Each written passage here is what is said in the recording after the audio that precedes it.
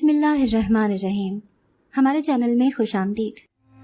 میرے بال بہت خوبصورت تھے، لمبے گھنے اور سیاہ چمکدار بال اتنے خوبصورت تھے کہ دیکھنے والوں کو دور سے ہی اپنی طرف متوجہ کرتے تھے. اپنے بالوں کی وجہ سے میں ہر جگہ بہت جلدی اپنی پہچان بنا لیتی تھی.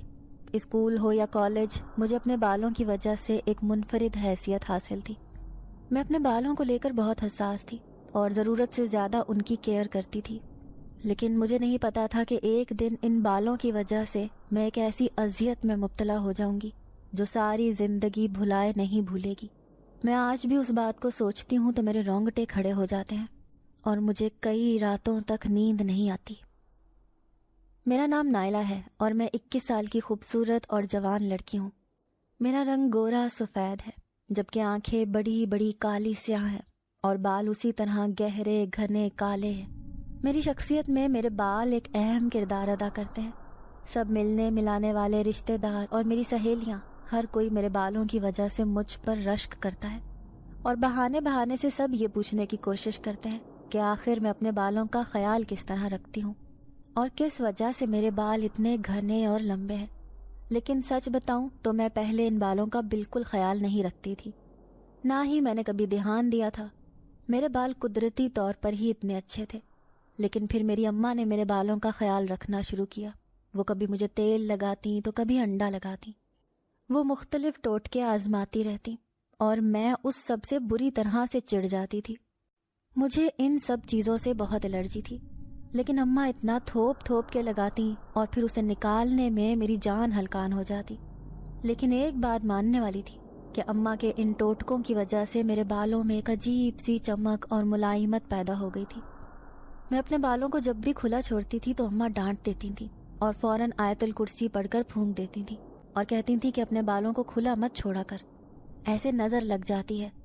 میرے بال لمبائی میں بھی بہت اچھے تھے، گھٹنوں سے نیچے تک آتے تھے، جبکہ آج کل تو عام طور پر بال کمر تک ہی مشکل سے آتے ہیں.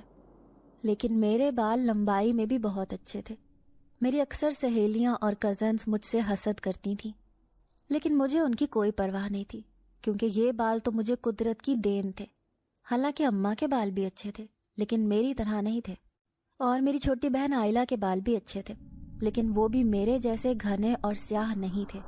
میں جہاں بھی جاتی ہوں اپنے بالوں کی وجہ سے دور سے ہی پہچانی جاتی ہوں. یہی وجہ تھی کہ اماں مجھے بال کھولنے کی اجازت نہیں دیتی تھیں. وہ یہی کہتی تھیں کہ انہیں باندھ کر رکھا کرو ورنہ نظر لگ جاتی ہے. آج بھی ایسے ہی ہوا تھا. آج محلے میں ایک شادی تھی اور مہندی کی رسم تھی، اسی لیے میں نے اماں سے ضد کی کہ مہندی پر مجھے جانا ہے کیونکہ مجھے مہندی کا فنکشن بہت اچھا لگتا تھا. اماں نے بھی سوچا کہ چلو لڑکیوں کا فنکشن ہوتا ہے، اسی لیے مجھے اور آئلہ کو تیار ہونے کا کہہ دیا. ہم دونوں تیار ہو کر نصرت کی مہندی میں چلی آئیں. نصرت کا گھر ہمارے گھر سے 2 گھر چھوڑ کر ہی تھا. میں نے اماں کے سامنے گھر میں تو بالوں کو کیچر لگا لیا تھا، لیکن یہاں پر آتے ہی میں نے کیچر اتار کر بیگ میں رکھ لیا تھا اور بال کھلے چھوڑ دیے تھے. اب وہاں پر موجود جتنی بھی لڑکیاں تھیں سب کی نگاہیں میرے بالوں پر پڑتی اور میں ایک فخر کے احساس کے ساتھ بیٹھی ہوئی تھی. ان لڑکیوں کی نگاہیں مجھے اپنے بالوں پر محسوس ہو رہی تھیں، لیکن میں نے بھی آج انہیں باندھنے کی کوشش نہیں کی اور اسی طرح بیٹھی رہی. مہندی کا فنکشن بہت اچھا تھا، حالانکہ سادہ سے انداز میں گھر پر ہی کیا گیا تھا، لیکن بہت مزہ آ رہا تھا. جیسے ہی میں نے کھانا کھایا تو میں اور آئلہ اٹھ کر گھر کے لیے نکل آئے. نصرت کو ہم نے پہلے ہی خدا حافظ کہہ دیا تھا. 2 گھر چھوڑ کر ہی تو ہمارا گھر تھا، اسی لیے ہم دونوں اکیلی گھر چلی گئیں. لیکن مہندی کے فنکشن سے نکلنے سے پہلے مجھے بال باندھنا یاد ہی نہیں رہے، اور جیسے ہی میں گھر میں آئی اماں نے فوراً یہ بات نوٹ کی. وہ مجھے ڈانٹنے لگی، نائلہ میں نے تجھے کتنی دفعہ منع کیا ہے کہ بالوں کو کھلا مت چھوڑا کر. تجھے نہیں پتا کنواری لڑکیوں پر جن عاشق ہو جاتے ہیں اور تو کھلے عام ننگے سر کھلے بالوں کے ساتھ اس طرح پھر رہی ہے. توبہ استغفار کیا کر. اماں نے مجھے اچھی طرح لتاڑ کر رکھ دیا. میں بھی تھوڑی بدمزہ سی ہو گئی تھی اور خود کو کوسنے لگی کہ کیا ضرورت تھی کیچر اتارنے کی، اور اگر اتار کے رکھ ہی دیا تھا تو گھر واپسی پہ لگایا کیوں نہیں. تاہم اماں کو کسی نہ کسی طرح منا کر میں نے بالوں کو اچھی طرح باندھا اور کپڑے تبدیل کر کے سونے کے لیے لیٹ گئی. لیکن ابھی تو نیند آنکھوں سے کوسوں دور تھی.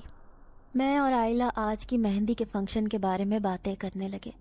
آج جتنا مزہ آیا تھا اتنا تو کبھی بھی نہیں آیا تھا. ہم دونوں بہنیں اسی طرح باتیں کرتے کرتے نہ جانے کب نیند کی وادیوں میں اتر گئیں، پتہ ہی نہیں چلا۔ میں ابھی کالج سے گریجویشن کر کے فارغ نہیں ہوئی تھی، جبکہ آئلہ ابھی انٹرمیڈیٹ میں پڑھ رہی تھی۔ لیکن اماں کا خیال تھا کہ میری اتنی پڑھائی کافی ہے، جبکہ میرا ارادہ آگے پڑھنے کا بھی تھا، اور میں چاہتی تھی کہ کم سے کم ماسٹرز کی ڈگری ضرور لوں۔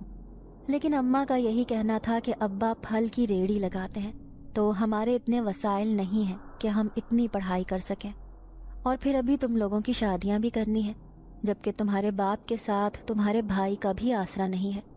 اماں نے اداسی سے کہا تو میں ان سے کہنے لگی کہ اماں، یہ کیا بات کہہ دی آپ نے؟ ہم 2 بہنیں ہیں تو صحیح، اور ہم 2 بہنیں یا 2 بیٹیاں نہیں ہیں، بلکہ ہم 2 بیٹے ہی ہیں۔ اللہ نے اگر آپ کو بیٹے کی نعمت سے نہیں نوازا تو اس میں آپ کا کیا قصور ہے؟ لیکن اماں کے اوپر اس بات کا اثر ہی نہیں ہوتا تھا۔ اس معاملے میں اماں کسی کی بھی نہیں سنتی تھی، اور جب بھی انہیں بیٹے کی کمی محسوس ہوتی، جو کہ اکثر ہوتی ہی رہتی تھی، تو وہ رونے بیٹھ جاتی تھیں۔ ابھی بھی یہی ہوا تھا۔ میرے سمجھانے کے باوجود اماں پر کوئی اثر نہیں ہوا اور وہ رونے لگی۔ میں اب چپ چاپ ایک طرف بیٹھ گئی۔ مجھے اماں کی اس بات پر بہت غصہ آتا تھا۔ آئلہ اماں کے پاس ہی بیٹھ گئی، انہیں تسلی دینے لگی۔ میری پڑھائی کی بات بیچ میں ہی رہ گئی، حالانکہ میں آگے پڑھنا چاہتی تھی، اور مجھے پتا ہے کہ ابا کی طرف سے بھی اس بات پر کوئی اعتراض نہیں ہوگا۔ اسی لیے میں نے سوچا کہ جب ابا گھر آئیں گے تو میں ان سے بات کروں گی۔ اماں سے بات کی تو اماں تو کبھی بھی نہیں مانیں گی۔ تو بات ہو رہی تھی نصرت کی شادی کی۔ مہندی کا فنکشن اچھے طریقے سے انجام پایا تو پھر اگلے دن بارات تھی۔ ہم دونوں بہنیں اچھے سے تیار ہو کر اماں کے ساتھ بارات پر چلی گئیں۔ اماں آج ہمارے ساتھ ہی آئی تھیں۔ میں نے آج بالوں کو چوٹی میں گوندھ لیا تھا، کیونکہ آج اماں ساتھ تھیں، اور میرا کوئی ارادہ نہیں تھا کہ میں ان سے سارے فنکشن میں ڈانٹ کھاتی پھروں۔ آئلہ کے بال اچھے تھے لیکن لمبے نہیں تھے، اسی لیے اس نے آج بالوں کو کھلا چھوڑا ہوا تھا۔ بارات کا فنکشن بھی حسب توقع بہت اچھا ہوا تھا۔ نصرت رخصت ہو کر اپنے سسرال چلی گئی اور پیچھے سب کو اداس چھوڑ گئی۔ میں اور اماں اور آئلہ کے ساتھ گھر واپس آ گئی۔ گھر آ کر میں نے اپنا لباس تبدیل کیا اور میک اپ صاف کر کے میں آئینے کے آگے کھڑی ہو کر اپنے بالوں کی چوٹی کھولنے لگی۔ لیکن جیسے جیسے میں چوٹی کھول رہی تھی، مجھے ایسے لگ رہا تھا جیسے کوئی میرے بالوں کو سہلا رہا ہے۔ میں نے پیچھے مڑ کر بھی دیکھا لیکن وہاں تو کوئی بھی نہیں تھا، لیکن مجھے 2-3 بار ایسا محسوس ہوا۔ پھر میں نے خیال کیا کہ شاید پنکھے کی ہوا کی وجہ سے مجھے ایسا محسوس ہو رہا ہے، لیکن یہ بات سچ تھی کہ واقعی میرے بالوں کو کسی نے 2-3 بار سہلایا تھا۔ میں نے بال کھلے چھوڑ دیے اور اسی طرح آ کر بیڈ پر لیٹ گئی۔ میرے بال بیڈ سے نیچے لٹک رہے تھے اور میں آج کے فنکشن کے بارے میں سوچ رہی تھی۔ کچھ دیر بعد مجھے ایسے لگا جیسے میرے بالوں میں کوئی انگلیاں پھیر رہا ہو۔ میں ایک دم گھبرا کر اٹھ بیٹھی اور ادھر ادھر دیکھا، لیکن وہاں کوئی موجود نہیں تھا۔ میری آنکھوں میں الجھن تیرنے لگی اور میرا دل تیز تیز دھڑکنے لگا۔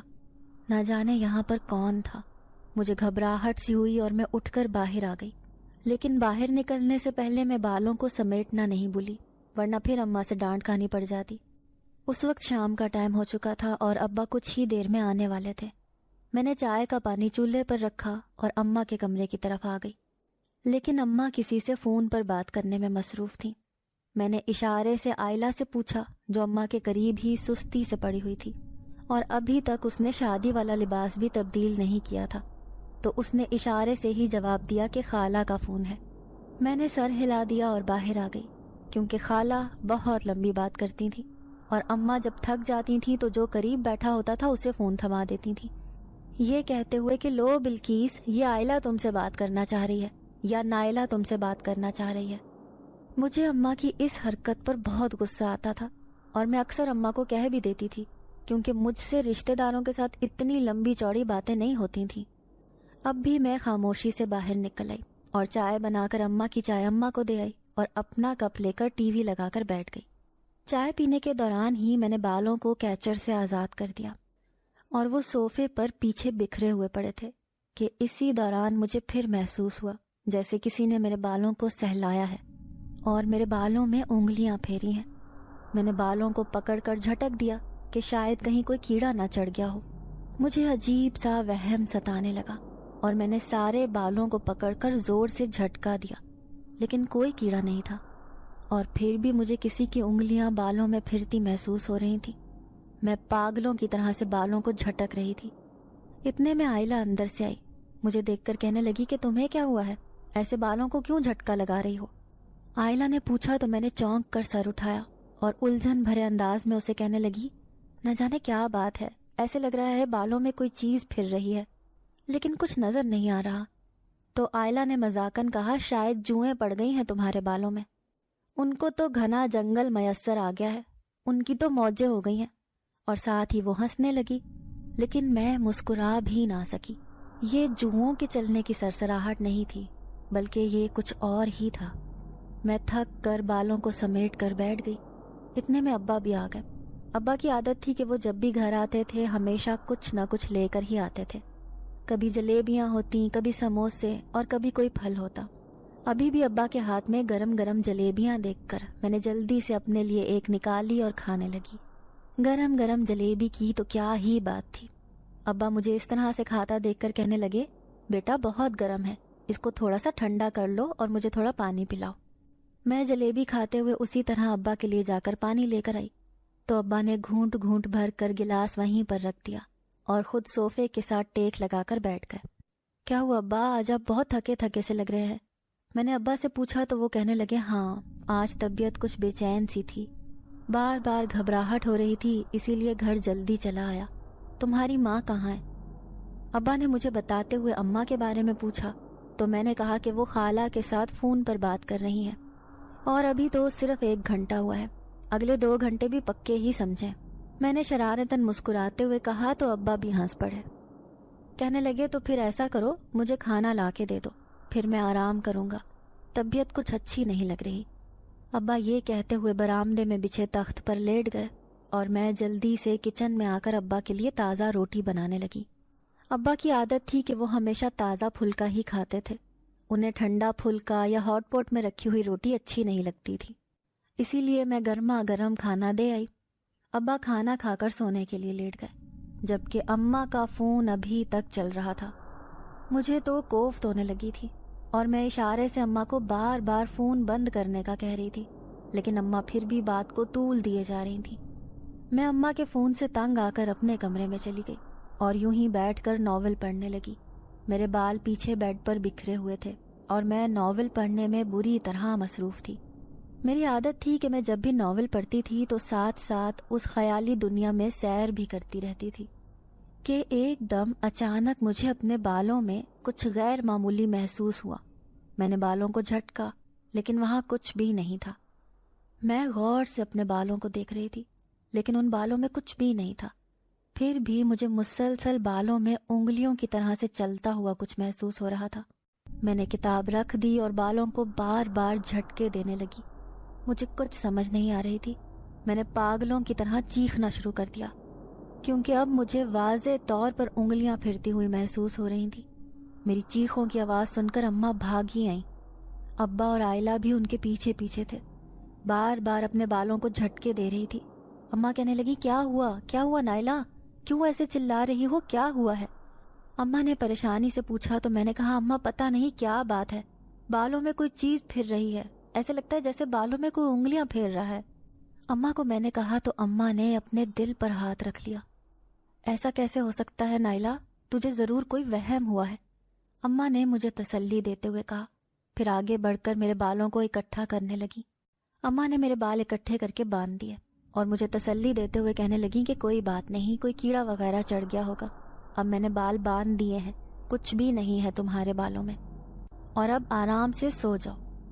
اماں نے مجھے تسلی دیتے ہوئے کہا اور واپس مڑ گئی، لیکن اماں جیسے ہی مڑی میرے بال ایک جھٹکے سے پھر کھل گئے اور میں نے زور سے سر جھٹکا۔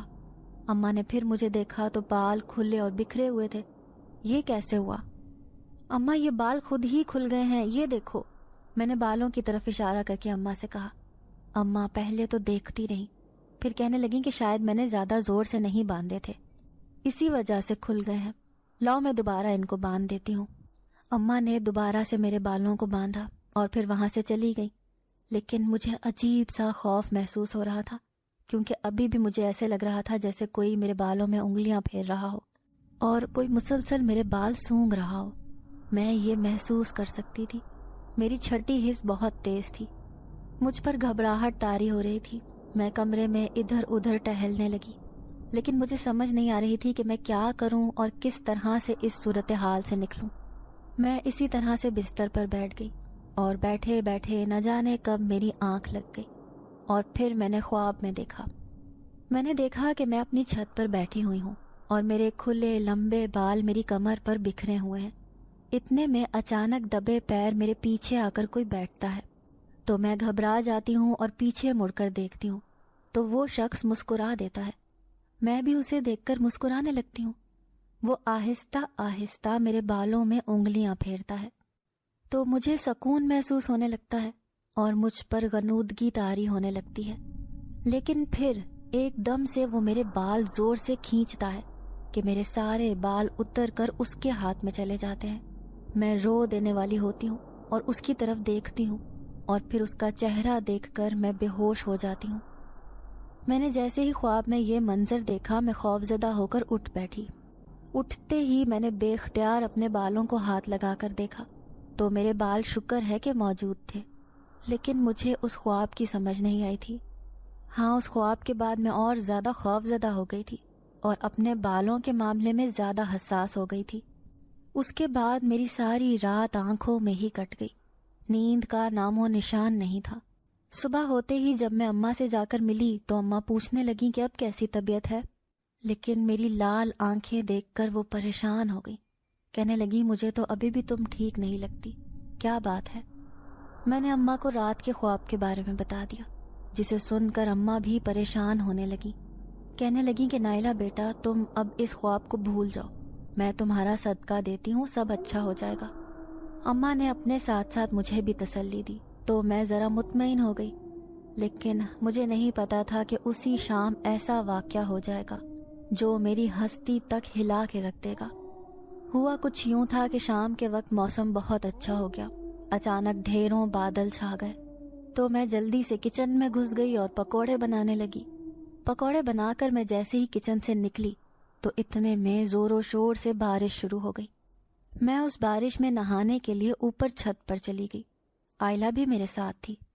ہم دونوں بہنیں چھت پر بارش میں نہا رہی تھیں اور خوب موج مستی کر رہی تھیں۔ تقریباً آدھا پونا گھنٹہ بارش ہوتی رہی اور ہم چھت پر ہی رہے۔ بارش میں اچھی طرح نہا لینے کے بعد جب میں نیچے آئی تو جسم پر کپ کپی سی طاری تھی۔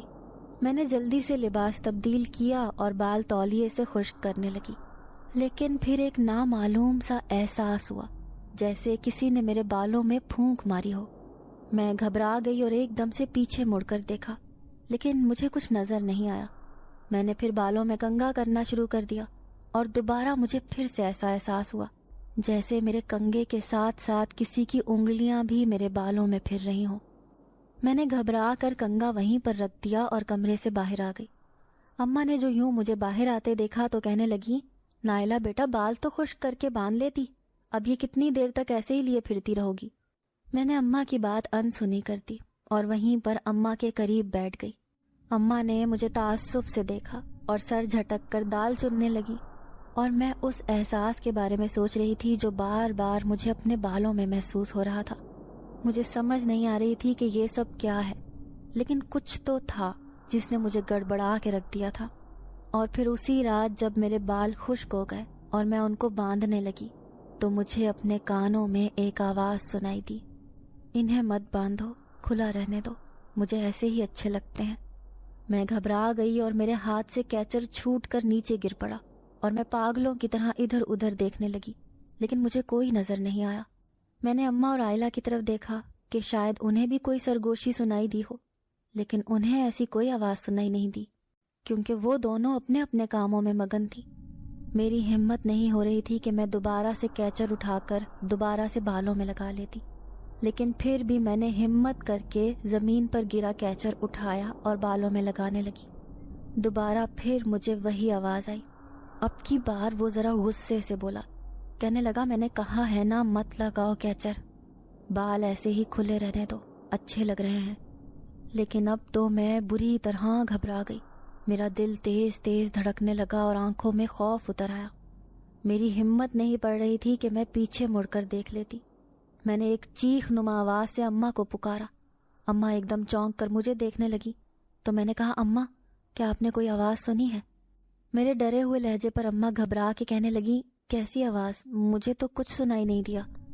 اماں نے لا علمی کا اظہار کیا تو میں نے اماں سے کہا کہ ابھی مجھے آواز آئی تھی کہ اپنے بال مت باندھو، ان کو کھلا رہنے دو، مجھے اچھے لگتے ہیں۔ اماں میں نے یہ آواز واضح طور پر سنی ہے اور 2 بار سنی ہے۔ یہ کون ہے؟ کون مجھے اس طرح تنگ کر رہا ہے؟ میں کنفیوز سی ہو گئی اور گھبراہٹ کے مارے اپنے ہاتھ آپس میں رگڑنے لگی، لیکن اماں تو ششدر سی مجھے دیکھنے لگی۔ نائلہ بیٹا، یہ تو کیا کہہ رہی ہے؟ یہاں پر تو ہمارے علاوہ کوئی بھی نہیں ہے، اور یہ تو کیسی باتیں کر رہی ہے؟ اماں نے جیسے ہی میری بات پر یقین نہیں کیا، لیکن میں نے انہیں کہا کہ اماں یہ بات سچ ہے، میں نے ابھی یہ بات سنی ہے اور وہ نہ جانے کون ہے۔ میرے کانوں میں سرگوشی ہوئی ہے۔ میں نے من و ان سارا قصہ اماں کو بتا دیا، لیکن اماں کو شاید یقین نہیں آیا تھا یا وہ مجھے خوفزدہ نہیں کرنا چاہتی تھی، لیکن کچھ تو ایسا تھا جو مجھ سے چھپا ہوا تھا۔ اور پھر اسی رات ہی مجھے کمرے میں اکیلے سونے سے خوف محسوس ہو رہا تھا، اسی لیے میں ٹی وی لاؤنج میں لیٹ گئی، لیکن مجھے نہیں پتا تھا کہ یہاں پر لیٹنا بھی مجھے بھاری پڑ جائے گا۔ مجھے یہاں پر لیٹے ہوئے ابھی کچھ دیر ہی گزری تھی کہ اچانک مجھے ایسے لگا جیسے میرے بالوں میں کچھ چل رہا ہو، جیسے کسی نے میرے بالوں کو اپنے ہاتھوں سے سنوارا ہو۔ میں نے کسی احساس سے چونک کر اپنی آنکھیں کھولیں تو دیکھا کہ میرے پاس کوئی بیٹھا ہوا ہے۔ میں ایک دم ڈر کر اٹھی، قریب تھا کہ میں چیخنے لگتی۔ اس نے میرے منہ پر ہاتھ رکھ دیا۔ میں خوف زدہ نگاہ سے اس کی طرف دیکھنے لگی کہ یہ کون ہے۔ میں دل ہی دل میں سوچ رہی تھی، اور وہ میرے منہ پر ہاتھ رکھے میرے بالوں میں انگلیاں پھیرتا رہا۔ یہ وہی احساس تھا جو مجھے اتنے دنوں سے محسوس ہو رہا تھا، اور وہ بالکل ویسا ہی تھا جیسا میں اسے پہلے محسوس کرتی رہی۔ میری آنکھیں حیرت سے پھٹی کی پھٹی رہ گئی۔ کچھ دیر بعد میں نے اشارے سے اسے ہاتھ اٹھانے کا کہا تو اس نے ہاتھ پیچھے کر لیا اور ذرا ہٹ کے کھڑا ہو گیا، لیکن میرے بال ابھی بھی اس کے ہاتھوں میں تھے۔ تم کون ہو؟ یہاں پر کیسے آئے ہو؟ میں نے پریشانی اور خوف کے عالم میں اس سے پوچھا تو وہ کہنے لگا کہ میں ایک جن زاد ہوں۔ اس نے بھاری اور بھیانک آواز میں کہا تو میں گھبرا گئی۔ جن زاد؟ میں نے خوف بھرے لہجے میں کہا، تو تمہارا یہاں پر کیا کام ہے؟ میں نے اس سے پوچھا تو وہ کہنے لگا کہ میں تمہارے بالوں کی وجہ سے یہاں پر آتا ہوں، مجھے یہ اچھے لگتے ہیں، اسی لیے میں ان سے کھیلنے یہاں آتا ہوں۔ اس نے کہا تو میں حیرت سے اسے دیکھنے لگی اور دل میں سوچنے لگی کہ پھر میرا اتنے دنوں سے جو احساس تھا وہ غلط نہیں تھا، بلکہ واقعی کوئی میرے بالوں میں انگلیاں پھیر رہا تھا۔ اس سوچ کے آتے ہی میری ریڑھ کی ہڈی میں سنسناہٹ دوڑ گئی۔ ایک جن زاد مسلسل میرے ساتھ تھا اور وہ میرے بالوں میں انگلیاں پھیرتا رہتا تھا، میرے بالوں میں پھونک مارتا تھا اور ان کی خوشبو سونگھتا تھا۔ آخر ایسا کیوں؟ میں بری طرح خوف زدہ ہو گئی اور بے ہوش ہو کر گر پڑی۔ نہ جانے مجھے کتنے وقت کے بعد ہوش آیا۔ جب میں ہوش میں آئی تو میں صوفے پر لیٹی ہوئی تھی اور اماں اور عائلہ میرے پاس ہی بیٹھی ہوئی تھی۔ دونوں شکل سے بہت پریشان لگ رہی تھی، تاہم مجھے اس وقت کسی کی بھی پرواہ نہیں تھی۔ میں نے اماں سے کہا، اماں مجھے آپ سے کچھ بات کرنی ہے، اور پھر میں نے اماں کو رات ہونے والے سارے واقعے کے بارے میں بتا دیا، جسے سن کر اماں اور عائلہ دونوں کی آنکھیں حیرت سے پھٹی کی پھٹی رہ گئیں، اور ان سے اس بات کا کوئی جواب ہی نہیں بن پایا۔ میں خود بہت زیادہ خوفزدہ تھی اور پریشان تھی، لیکن اماں تو مجھ سے بھی زیادہ خوفزدہ ہو گئی۔ ان سب کا بھی حال مجھ سے مختلف نہیں تھا۔ مجھے سمجھ نہیں آ رہی تھی کہ اس سلسلے میں کیا کیا جائے۔ اس واقعے کے بعد اماں مجھے ایک لمحے کے لیے بھی اکیلا نہ چھوڑتی اور نہ ہی مجھے اندر کمرے میں سونے دیتی۔ اماں ہر وقت مجھے اپنی نگاہوں کے سامنے رکھتی، لیکن ایک دن پھر اس جنزات کو موقع مل گیا اور وہ میرے بالوں میں انگلیاں پھیرتا رہا اور میرے بالوں کو اپنی ناک سے لگا کر سونگھتا رہا۔ مجھے بہت الجھن ہو رہی تھی، مجھے بہت غصہ آ رہا تھا، لیکن وہ بار بار بدستور یہ حرکتیں کر رہا تھا۔ میں نے اسے منع بھی کیا لیکن وہ باز نہیں آیا اور اپنی مرضی کے ساتھ میرے بالوں میں انگلیاں پھیرتا رہا، اور میں بار بار کبھی سر جھٹکتی، کبھی بال جھٹکتی، کبھی اس کا ہاتھ پیچھے جھٹکنے کی کوشش کرتی، لیکن جب وہ باز نہیں آیا تو مجھے غصہ آ گیا اور میں شدید بے بسی کی حالت میں اٹھ کر آئینے کے سامنے جا کر کھڑی ہو گئی۔ دراز میں سے میں نے کینچی نکالی اور روتے ہوئے ایک گہرا سانس بھرا اور اپنے بال کاٹ ڈالے۔ ایک جھٹکے میں میرے بال 2 حصوں میں تقسیم ہو گئے۔ سر والے بال میں نے صرف کندھوں تک ہی رہنے دیے اور باقی سارے بال میرے ہاتھ میں پکڑے ہوئے تھے۔ میں شدید بے بسی اور ترسی ہوئی نگاہوں سے اپنے بالوں کو دیکھ رہی تھی، جبکہ اماں جو کہ ابھی کمرے میں آئی تھی ایک دم سے شاکڈ رہ گئی۔ وہ رونے لگی۔ نائلہ، یہ تو نے کیا کیا؟ بیٹا تو نے اپنے بال کیوں کاٹ لیے؟ اماں مجھے روتے ہوئے کہنے لگی، لیکن میں نے کوئی بھی جواب نہیں دیا اور چپ چاپ اپنے کمرے میں جا کر لیٹ گئی۔ وہ رات مجھ پر بہت بھاری تھی۔ اپنے بالوں کا دکھ مجھے بار بار رلا رہا تھا، جبکہ اماں اور عائلہ بھی اسی طرح پریشان اور دکھی تھی، کیونکہ انہیں بھی میرے بالوں سے اتنی ہی محبت تھی جتنی مجھے تھی، اور اس وقت مجھے اپنا آپ بہت خالی خالی لگ رہا تھا۔ لیکن سب سے حیرت اور پریشانی کی بات یہ تھی کہ بال کاٹ دینے کے باوجود مجھے سر میں وہ انگلیاں ابھی تک محسوس ہو رہی تھیں، اور اس کے ساتھ ساتھ اب وہ ہر تھوڑی دیر بعد میرے بالوں کو سونگھتا اور ان میں پھونک مارتا۔ میں اس بات سے بہت ڈر گئی تھی۔ گھر میں ایسی خاموشی طاری تھی جیسے کہ کوئی مر گیا ہو۔ ہر کوئی اپنی جگہ خاموش خاموش پھر رہا تھا اور ایک دوسرے سے نظریں چرائے ہوئے تھا۔ میں نے یہ کام تو کر لیا تھا، لیکن اب دل ہی دل میں بہت پچھتا رہی تھی۔ جب بھی میرا ہاتھ اپنے بالوں پر جاتا میں رونے لگتی، چیخنے لگتی۔ میرے وہ بال جو میں نے کاٹ ڈالے تھے ابھی بھی میرے کمرے میں میرے سامنے پڑے ہوئے تھے، اور میری ہمت نہیں پڑ رہی تھی کہ میں ان کو جا کے چھو لوں یا وہاں سے اٹھا کر پھینک دوں۔ اماں میری اس حالت سے بہت پریشان ہو چکی تھی۔ وہ دن رات میرے اوپر پڑھائی کرتی، میرا صدقہ دیتی، لیکن میں اس فیز سے نکل ہی نہیں پا رہی تھی۔ مجھ پر اب دورے پڑنے والی کیفیت طاری ہونے لگی۔ میں بیٹھے بیٹھے چلانے لگتی اور پھر رونے لگتی۔ اگر ہنستی تو بے تحاشا ہنستی، اور اگر روتی تو بے تحاشا رونے لگتی۔ میرے بال کاٹ دینے کے بعد بھی وہ جنزاد یہاں سے گیا نہیں تھا، بلکہ الٹا اب اس نے مجھے زیادہ تنگ کرنا شروع کر دیا۔ وہ میرے کپڑے پھاڑ دیتا، میری چیزیں اٹھا کر چھپا دیتا، کھانے والی چیزوں میں سے ایسی بو آتی جیسے کچے گوشت کی ہوتی ہے۔ میرا کھانا پینا ختم ہو گیا، میں سونا بھول چکی تھی۔ میں ہر وقت بیٹھی خلا میں تکتی ہی رہتی۔ عائلہ بار بار مجھے باہر نکلنے پر مجبور کرتی، لیکن میں اس کی بات نہیں سنتی اور خاموشی سے اپنے کمرے میں پڑی رہتی۔ اور پھر ایک دن عائلہ سے جب یہ سب برداشت نہیں ہوا تو وہ اماں سے لڑ پڑی۔ اماں، آخر آپ کیوں نائلہ کا علاج نہیں کروا رہی ہیں؟ آپ کسی عامل سے پتہ کریں نائلہ کو کیا مسئلہ ہے۔ ہم کب تک اس کو اسی طرح سے اس کے حال پر چھوڑ دیں گے؟ ہمیں اس کا علاج کروانا چاہیے۔ ہمیں پتہ کرنا چاہیے کہ آخر اس سے کیا مسئلہ چل رہا ہے، ورنہ کہیں ہم نائلہ کو کھو نہ دیں۔ عائلہ نے روتے ہوئے اماں سے کہا تو اماں کا دل دہل اٹھا، اور اسی دن اماں نے ابا سے کہا کہ کسی عامل کا پتہ کریں تاکہ ہم نائلہ کا علاج کروا سکیں۔ نائلہ کی حالت دن بدن خراب ہوتی جا رہی ہے۔ وہ بار بار اپنے سر کو جھٹکتی ہے، اپنے سر پر زور زور سے ہاتھ مارتی ہے، اور کچھ کھاتی پیتی نہیں ہے، ہر وقت گم سم سی بیٹھی رہتی ہے۔ اماں نے پریشان ہوتے ہوئے ابا سے کہا تو ابا گہری سوچ میں مبتلا ہو گئے۔ کہنے لگے کہ میں آج ہی ایک عامل کے پاس جاتا ہوں، وہ وہیں پر بازار میں ہی میرے پاس دکانداری کرتے ہیں۔ وہ بہت پہنچے ہوئے بزرگ ہیں اور ان کو کافی علم ہے۔ مجھے امید ہے کہ نائلہ کا مسئلہ ان سے حل ہو جائے گا۔ ابا نے اماں کو یقین دلایا اور خود کسی سوچ میں مبتلا ہو گئے۔ اماں ابا کی بات سے مطمئن تو ہو گئی تھیں، لیکن نائلہ کی پریشانی مسلسل ان کے سر پر سوار تھی۔ ابا اسی دن اس بزرگ کے پاس گئے اور جا کر ان سے نائلہ کا مسئلہ بیان کیا۔ انہوں نے ابا سے نائلہ اور اماں کا نام پوچھا اور نائلہ کی تاریخ پیدائش پوچھی۔ ابا نے وہ سب کچھ انہیں بتا دیا۔ وہ بزرگ یہ سن کر گہری سوچ میں چلے گئے۔ پھر جب انہوں نے آنکھیں کھولیں تو ابا سے کہنے لگے کہ وہ جن ذات نائلہ کے بالوں پر عاشق ہے، اور جب تک نائلہ کے بال ہیں وہ اس پر عاشق ہی رہے گا، وہ نہیں چھوڑے گا۔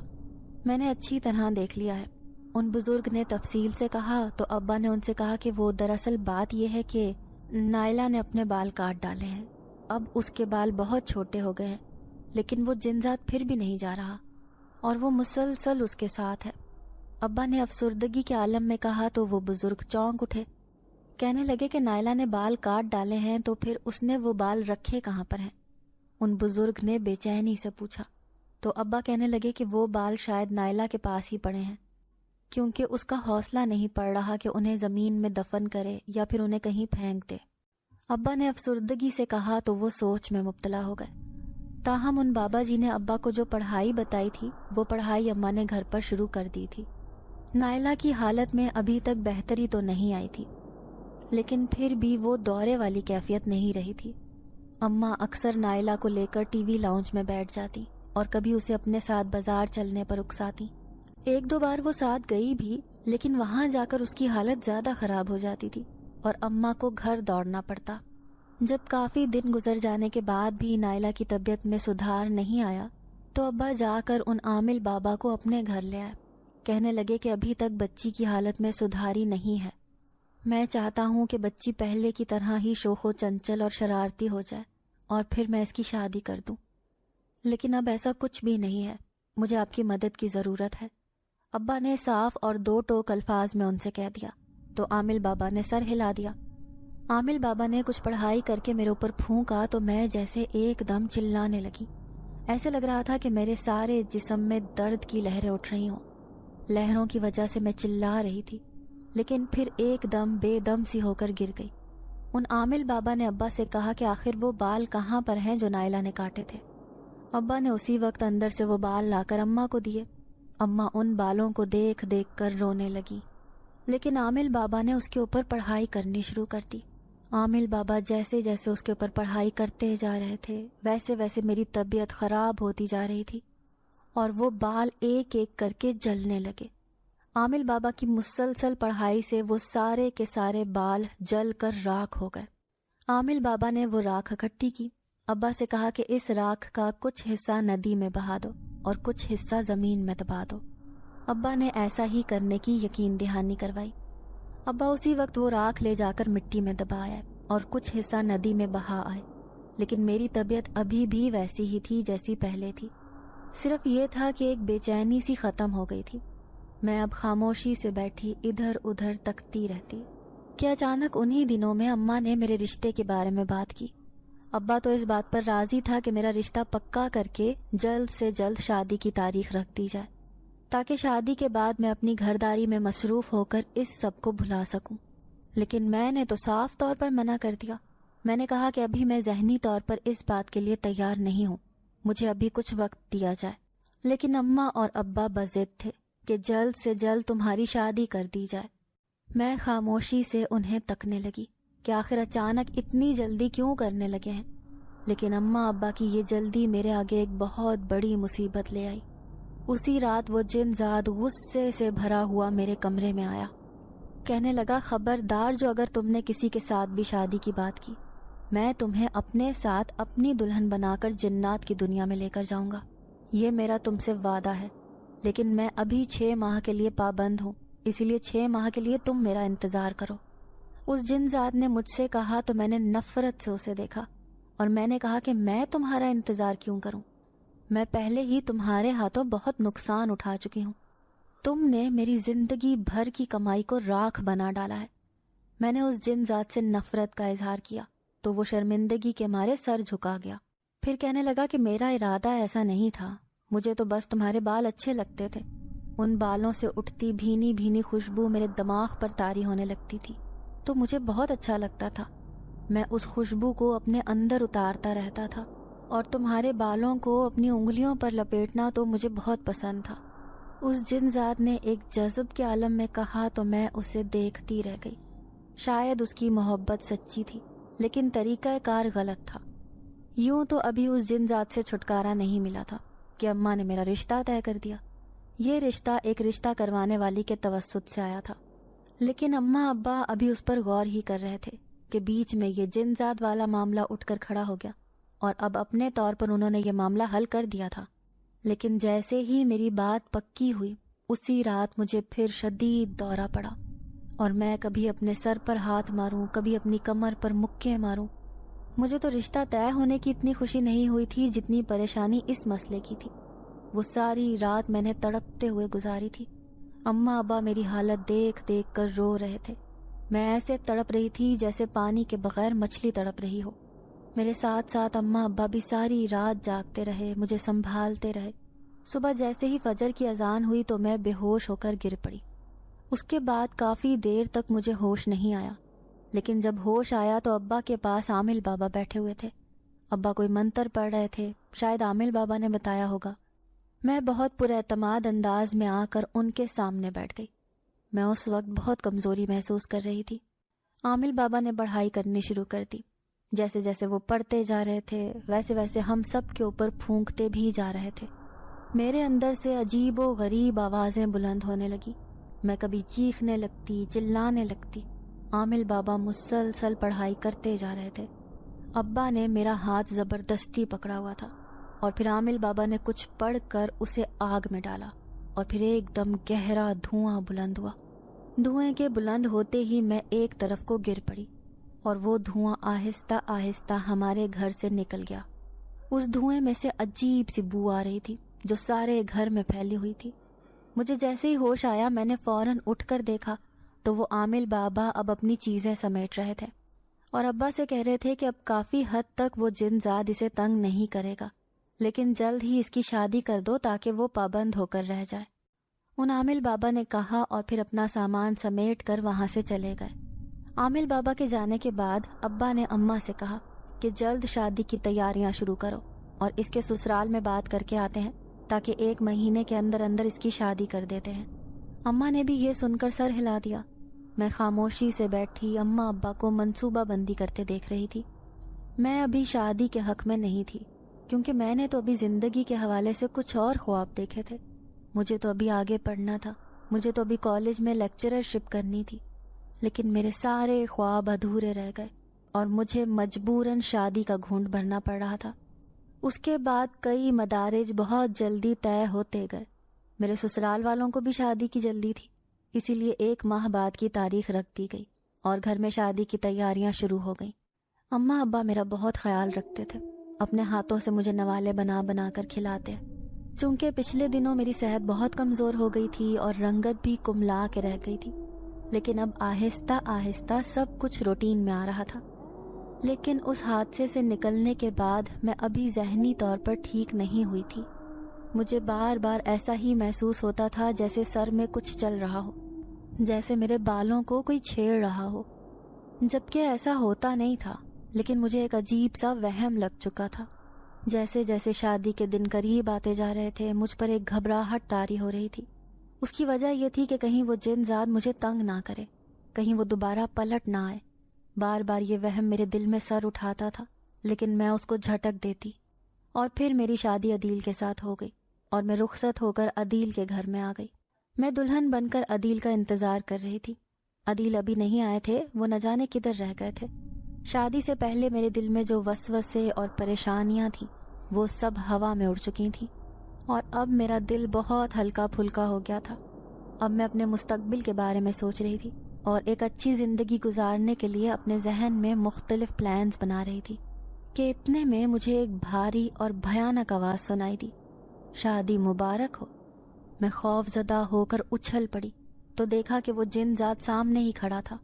میری آنکھوں میں ڈر اتر آیا، لیکن وہ کہنے لگا کہ میں تمہیں ڈرانے نہیں آیا، میں صرف شادی کی مبارکباد دینے آیا ہوں۔